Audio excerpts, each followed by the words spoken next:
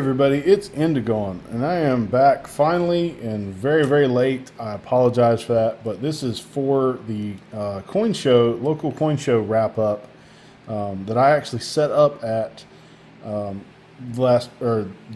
past weekend. By the time this goes up, it'll probably be 2 weeks, but I just kind of wanted to go ahead and show some of the stuff I took, talk about what sold, talk about what didn't sell, and talk about what I bought, and just some general thoughts on the show itself. This is a very small show. It's very local. There were, I believe, 10 different dealers' tables set up this time, which is more than the previous one.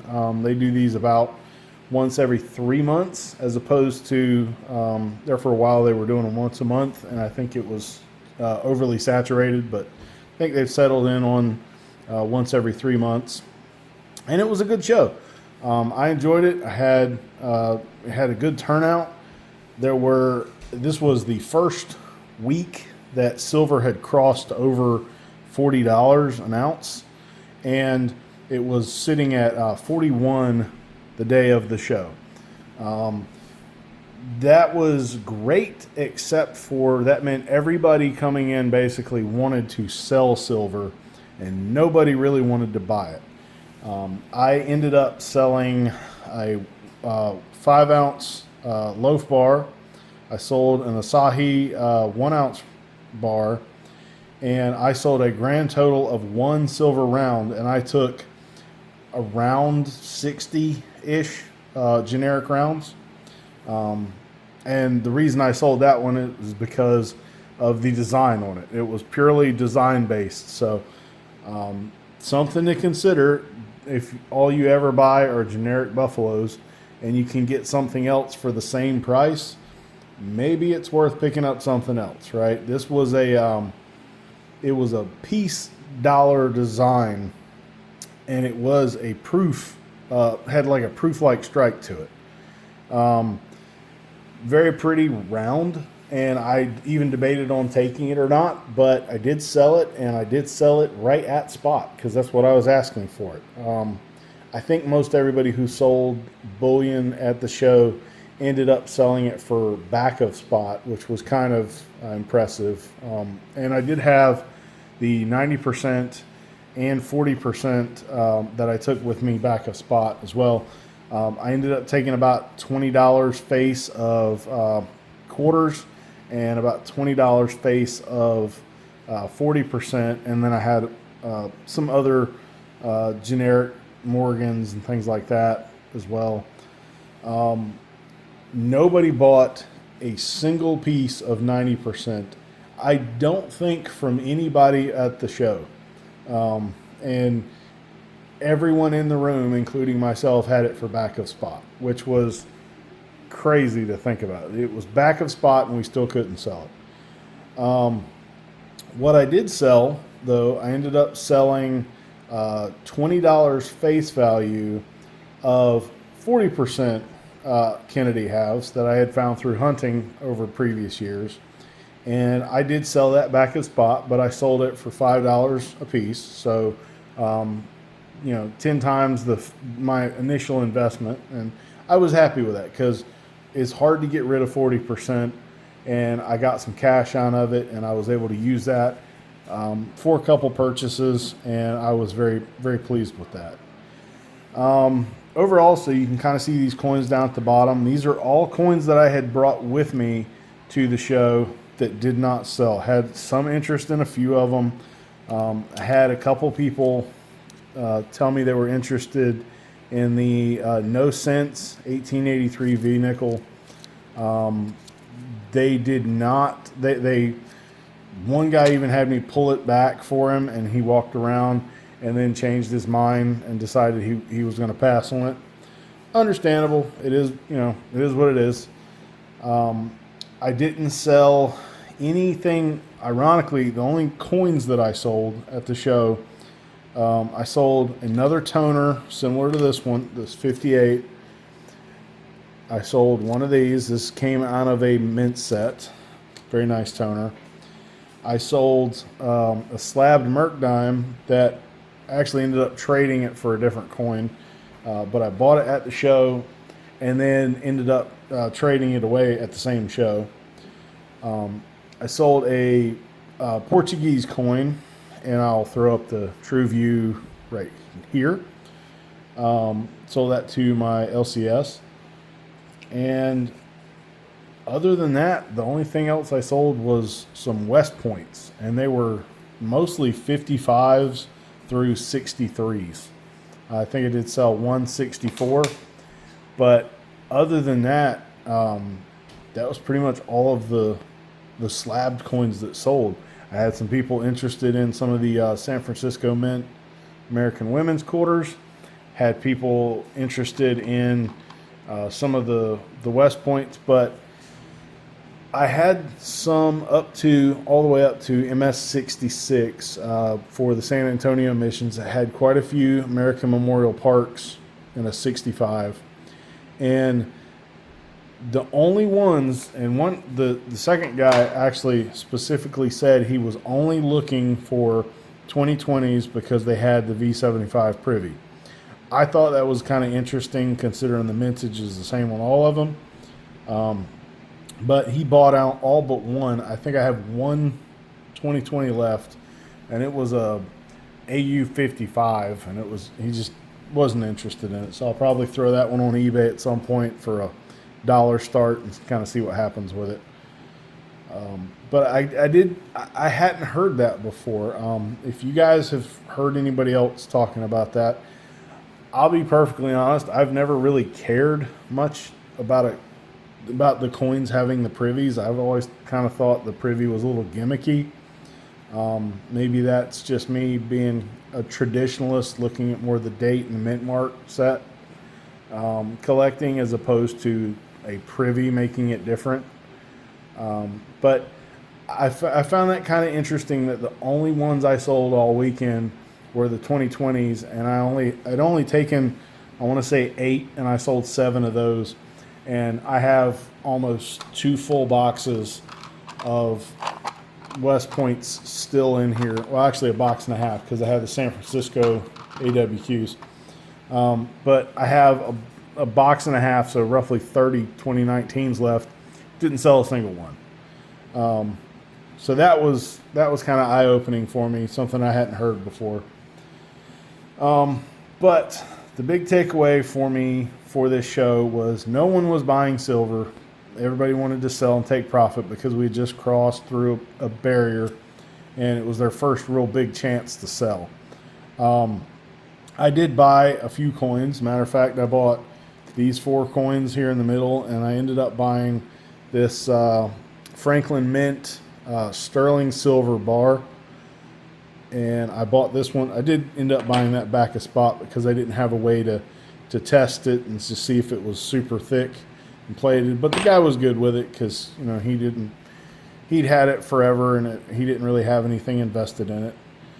But I was able to buy these 2 coins, the Morgan and the Peace, across the table from a customer who walked in. And then I bought these 2 from another dealer at the show. So these first 2, I'll go ahead and kind of show the Peace dollar. It's got some toning to it, and it is a little terminal, and there's some scratches on the plastic, so take that for what it's worth. But this came out of a old manila envelope, and it was clearly taped into probably an album at some point. But I just really like the tone on it. And this one is actually a 22S. It's not just a 22 Philadelphia. So bought the San Francisco Mint. I just took a flyer on that one. I bought this 1879, and the woman who brought both of these coins in, she had probably 30 or so coins, and I'll say at least a half dozen of them were gold coins. She had some British sovereigns, things like that. She had a Carson City 20-cent piece, and as well as some other very, very nice coins. All of them were in those manila envelopes. All of them had some research that her and her family had done on them. This was one of them, and I did not have the cash on me to purchase some of the bigger items, including the gold and the 20-cent piece. So I actually referred her over to my LCS, and I believe he bought most, if not all, of what she had there after I bought these two off of her. So it's a nice AU, probably a 55 to a 58, 1879, but this one is the New Orleans. So a little bit better date. I like the honest circulation on this one. There's tons of luster sitting behind the tone on it. So ended up buying those two from her. And then I bought a key date, 1928, nice VF coin here. Nice uniform look. I don't think it's really been messed with. Just an honest VF coin there. Excuse me. And bought this really nice, really attractive 1835 cap bust $50. And this coin, and I do not know what that is on there, but yeah, there's something in the flip here. Let me go ahead and take this one out. But this coin has a ton of detail left. You see how strong the lines in the shield still are. Plenty of feather detail left. It's got some attractive tone to it too. This one may have been cleaned back in the day, but a little bit more concerning, although I'm not concerned with it a whole lot, is there's a couple heavier rim bumps. So there's one right there, and I believe there was one, let's see, oh, they were on the back. So there's one there, and possibly one right there. I'm guessing it may have been in some type of jewelry because they're about 120 degrees apart. But I don't know that this isn't market acceptable for a coin this old. I mean, honestly, it's not bothering me a ton, so I'll still probably send it in for grading. If for nothing else, just to get a true view on it. Get it protected, get it out of that manila envelope and this apparently dirty flip. So I will set that one off to the side for right now. But yeah, other than that, like I said, nobody bought any 90%, bought a little bit of 40% off of me, and I made money on what I bought. I probably broke even on what I sold and then the cost of the table. But again, I've made money overall at the end of the show. So if you see anything here, if you're looking for any West Points in particular, any specific designs, know that these are all still for sale. Some of these coins, including these 5 right here, including this nicely toned Morgan's, probably a 61 or 2, but it's a nice 1885, really, really pretty tone. Lots and lots of greens on that one.